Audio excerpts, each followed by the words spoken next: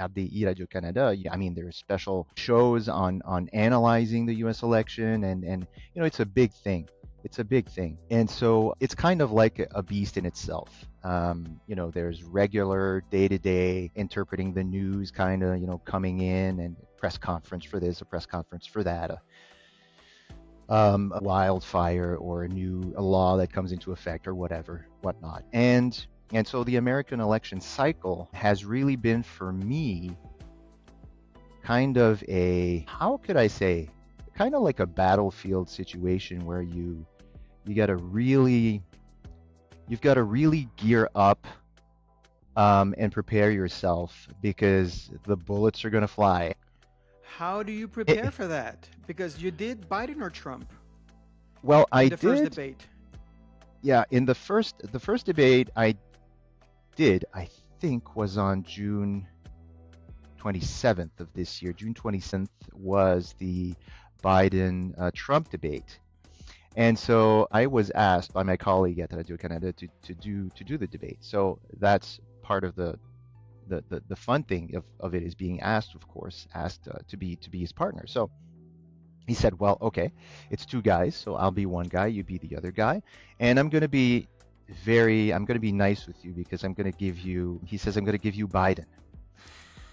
Oh, so I say, okay, That's why. That's okay, what does that mean? What does that mean?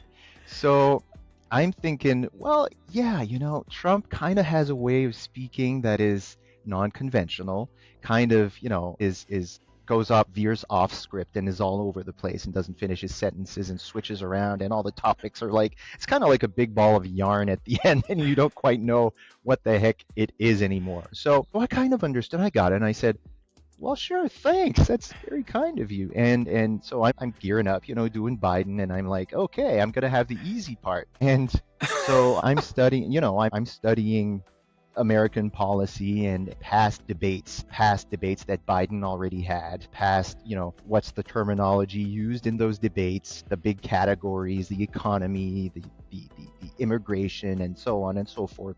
So I've got all my ducks lined up. Fast forward to the debate night. Could you sleep the night before? I could sleep. Oh yeah. I could sleep, because I think I was prepared. Plus, I already have a pretty solid experience as a simultaneous interpreter. So, albeit it's a whole different beast, I can give you the details. But I slept. We want to hear the details. That's why you're here. Yeah. Okay. Sure. Just to finish my Biden story, so the next day, I get to the studio early, meet the production team, and I've got my whiteboard, which I carry with me in the room with I write my terminology on it, because I have this huge whiteboard that I put right next to the big mic, and I have the screens in front of me, so I have my whiteboard with all the main terms, and so it starts, and I don't remember who went first.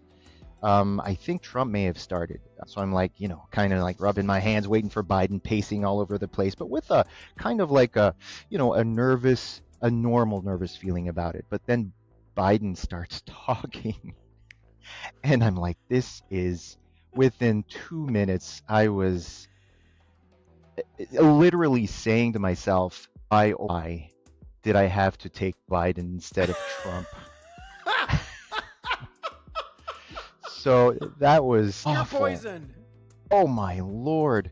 I mean, as interpreters, we are used to already, when the sound's not good, or when the person's not speaking correctly, or when they stutter or hesitate, or all of that, you're like kind of like semi-panicking, because the people it's a product that you're offering to people, and you want it to be a quality product. So, but this was totally crazy. As I said, the interpretation in front of it, on live television, is another beast, because it's not just a few people in a room that you're interpreting for. You've got a lot of eyes and a lot of ears actually counting on your interpretation of this event, because certain people are listening to you because they want to go vote.